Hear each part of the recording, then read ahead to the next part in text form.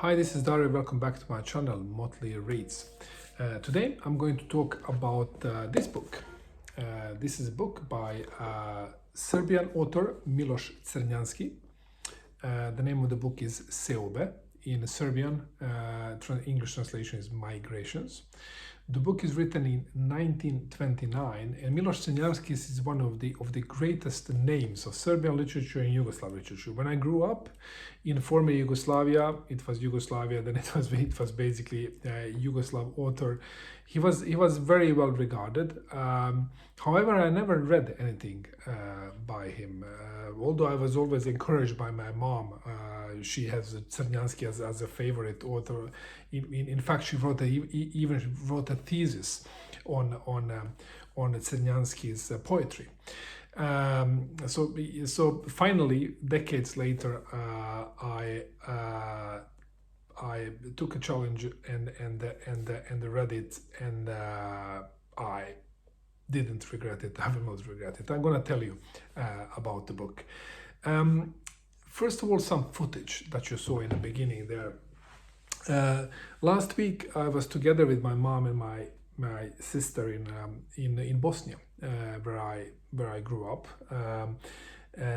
and we were there in a private matter. So I did some filming there. And what you saw there, it is a St. George's Church.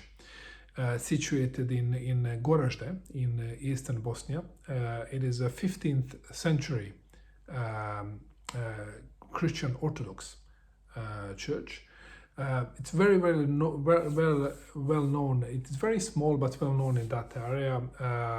It is pretty old to be in that area, because there have been so many wars and things have been bombed over and over again, so there are very few things that are still standing, but that church is standing. So it's 15th century church. During 16th century it was very significant place, because it was one of the early European printing houses. So they were printing church literature there, and on the back side of the church, it is a small cemetery where my grandparents, my mother's father and mother, are buried. So it is part of my history, and it is also an important part of Serbian history. And this book, it is very connected to Serbian history and Serbian identity. It's very important work. You also saw in the footage in the beginning a painting. It is a painting called The Great Migration of Serbs, that is painted by a Serbian painter, Paja Jovanović. And it is a painting that is depicting, it is a symbol actually of a period of time in the history of Serbs that is a context of the novel Migrations. So the context of this novel, it is migrations of Serbs that happened during 17th and 18th century. There were two large migrations that happened there. Now, Serbian people, they live in a part that is called Serbia today, and even is in the other countries in the region like Croatia and Bosnia, and that place called Balkans, it has been a scene of conquests and wars and mayhem over centuries. It was always ruled by somebody, large empires, Roman Empire and Byzantine Empire and Ottoman Empire and Habsburg Empire and so on. And during that period that we're talking about here, 17th, 18th century, it was a period Ottoman Empire was very strong already, during several centuries, but now Habsburg Empire has started to seriously challenge Ottoman Empire, and the scene where this challenge has been played out, with this war between these two great empires have been played out, was Balkans, and very much on the territory of modern day Serbia.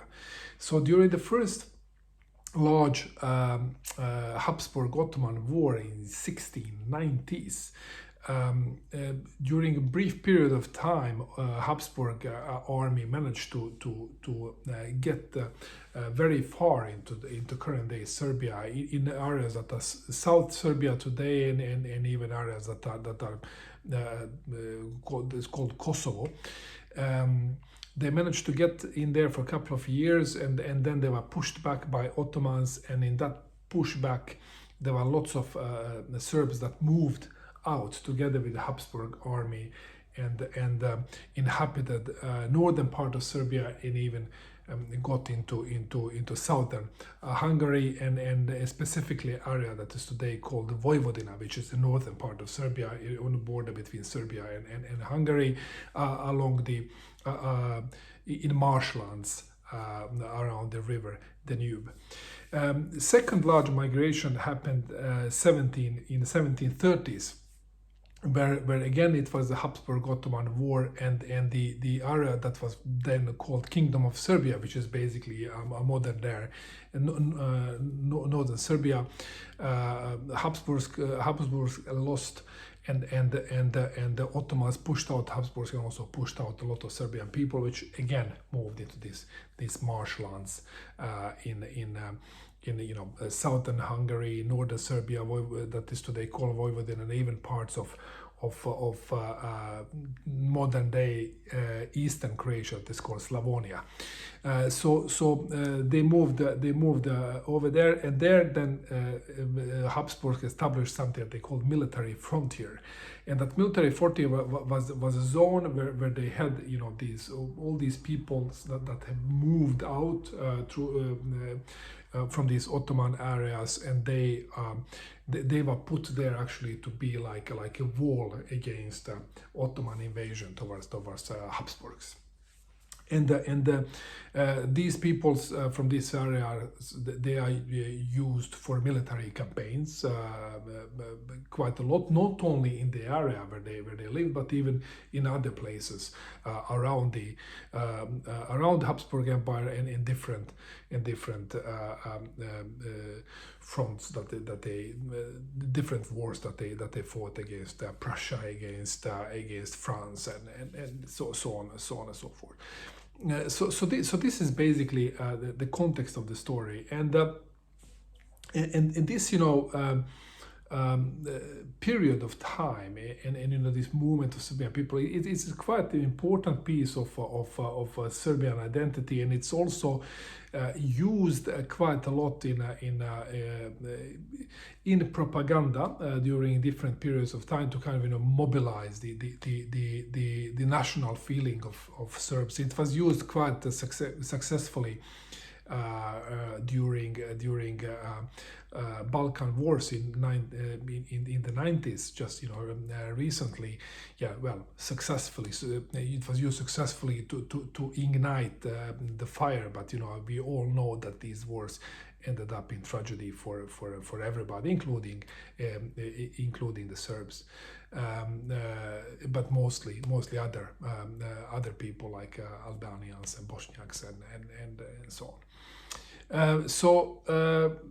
This is quite an important period of time for Serbs. So the plot of this novel is we are in 1744, if I remember right. Slavonia Donau regiment that is basically farmers living in that marshland, wet, miserable marshlands. They are mobilized to go to war against France in the on the eastern parts of Germany, in current day Germany, on the border with the France, and so they were mobilized, and they march away there, and they leave behind them their families, and they go to war. They are gone for a year, and during this year lots of things happen, both with the regiment, with the farmer slash soldiers that are going through a terrible terrible destiny, basically, but also for their families, their relatives, wives, children that were left behind in misery and sorrow. So in the middle of this story, there are three characters. There are two brothers. Vuk Isakovic is a main character. He's a military man. He's a leader of this Slavonia Donau regiment. He's been in many wars and very renowned. The second character is his brother Aranjel Isakovic, who is a well-known merchant, very rich, sneaky guy, and Dafina, the wife of Vuk Isakovic, the wife of the military brother, who is a very beautiful Greek woman that gave birth to two daughters to Vuk Isakovic, and lived together with him there. And only these three characters are very tragic characters. They are dreaming about the better future all the time. Vuk Isakovic, while he's on his military campaign, he's dreaming about finding a better place for his people, finding a better place in Russia. He's dreaming about moving the whole Serbian people to fertile plains of Russia, where happiness will meet them, and where they will never again need to live in wet marshes, and never again be utilized by Habsburgs to be useful idiots that are just used as we say in Swedish, kanonmat, food for cannons. I guess you understand what I mean. So he's dreaming about the better future in Russia. His brother Aranjel, he's also dreaming about something else. He's dreaming about being respected. He's extremely rich. He's the wealthiest man around,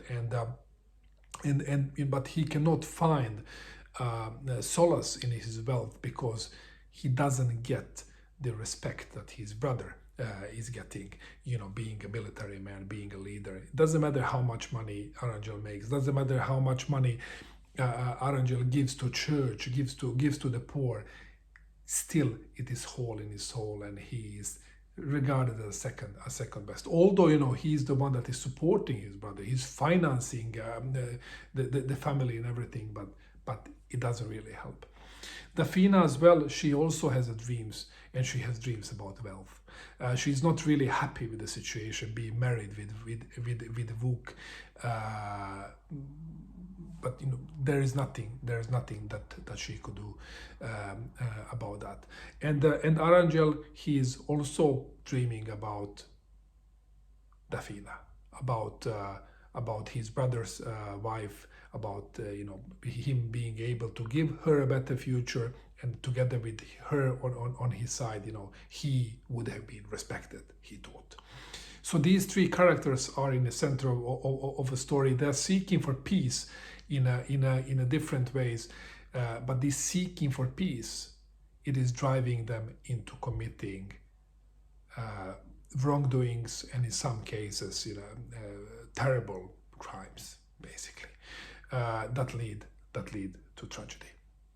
So these these three characters are